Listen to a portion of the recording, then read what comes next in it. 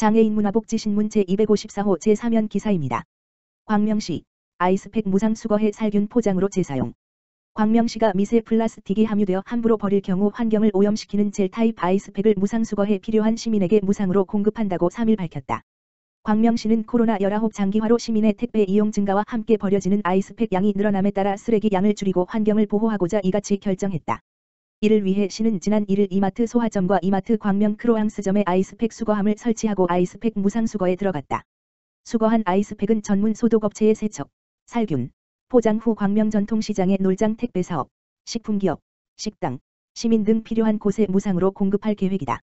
아이스팩 수거함에는 오염되지 않은 젤 타입 비닐 제품만 배출 가능하다. 젤 타입 아이스팩의 내용물은 미세 플라스틱의 일종으로 하수구에 버리면 생태계를 위협할 수 있어 주의가 필요하며 친환경 물 타입 아이스팩은 물을 버린 후 비닐만 분리 배출하면 된다. 각 가정에서는 훼손 및 오염되지 않은 13 이상의 아이스팩의 겉면을 닦은 후 가까운 수거함에 배출하면 된다. 박승원 광명시장은 광명시는 탄소 배출량을 제로로 만들고자 광명형 그린 뉴딜 사업을 추진하고 있다. 시민 여러분의 작은 실천이 모이면 탄소 제로 시대를 앞당길 수 있다며 환경을 오염시키는 미세 플라스틱이 함유된 아이스팩이 함부로 버려지는 일이 없도록 재활용에 적극 참여해 주시길 바란다고 말했다. 광명시는 많은 시민이 아이스팩 재활용에 동참할 수 있도록 앞으로 18개 동 행정복지센터에 아이스팩 수거함을 설치하고 재활용이 정착될 수 있도록 적극 홍보할 계획이다. 아울러 광명 해모로이언 아파트, 광복현대 아파트, 광명 철산도덕파크타운 아파트, 하안주공 3단지 아파트, 하안주공 7단지 아파트는 자체적으로 아이스팩 수거함을 설치해 아이스팩 재활용에 자발적으로 참여하고 있다. 광명 철산도덕파크타운 아파트 관계자는 우리 후손들에게 좋은 환경을 물려주는 것보다 더 큰 유산은 없기에 재활용에 적극 참여하겠다고 말했다. 한편 광명시는 쓰레기 재활용률을 높이고 환경을 보호하고자 소화동 양지마을에 재활용 분리수거함 40개 설치, 광명 3동 재활용품 전용 수거봉투 배부 등의 그린 뉴딜 사업을 추진하며 환경보호에 앞장서고 있다.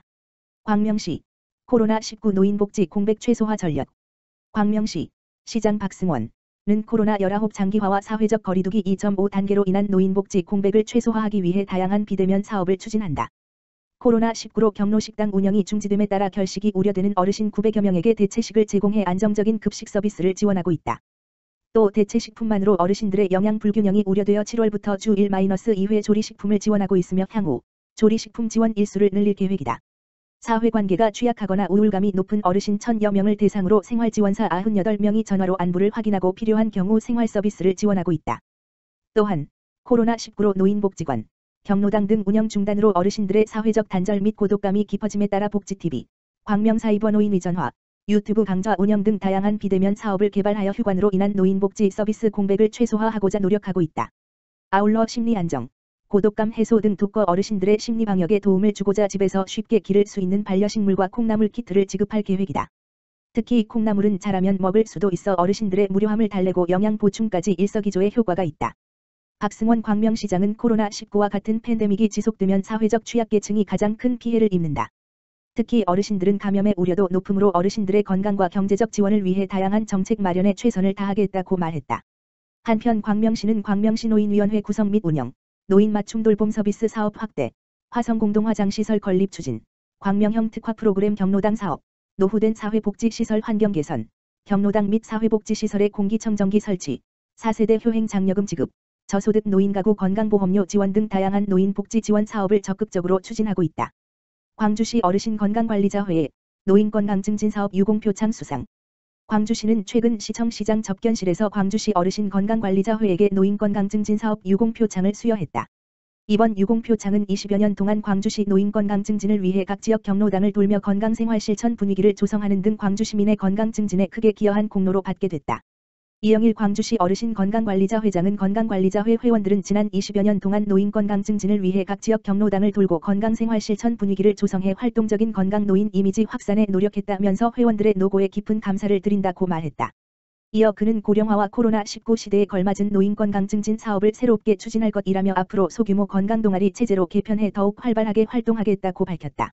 이와 관련 신동헌 시장은 어르신 주도형 건강증진 캠페인과 프로그램을 적극 지원해 어르신들의 건강한 노후는 물론 주민들의 건전한 사회 분위기와 건강증진 활성화에 최선을 다하겠다고 화답했다. 한편 건강동아리는 관내 65세 이상 주민 주도형 모임으로 8개 팀, 건강체조, 건강걷기, 요가, 레크레이션, 공예, 우크렐레 등 160여 명으로 새롭게 개편하며 건강생활 실천에 관심 있는 65세 이상 지역 주민은 누구나 신청 가능하다. 광명시 곳곳 마스크 착용 캠페인 실시. 광명시 공무원과 시청 유관기관 직원들이 코로나19로부터 시민 안전 지키기에 발벗고 나섰다. 광명시는 코로나19 확진자 증가와 사회적 거리두기 2.5단계 격상으로 마스크 착용이 더욱 중요해짐에 따라 시민 모두가 반드시 마스크를 착용하도록 2일부터 6일까지 마스크 착용 캠페인을 집중 실시한다고 밝혔다. 캠페인은 권역별 공공기관인 청소년 육성재단, 광명도시공사, 광명문화재단, 광명도서관, 철산도서관, 하안도서관, 소하도서관 7개 기관이 중심이 되어 진행된다.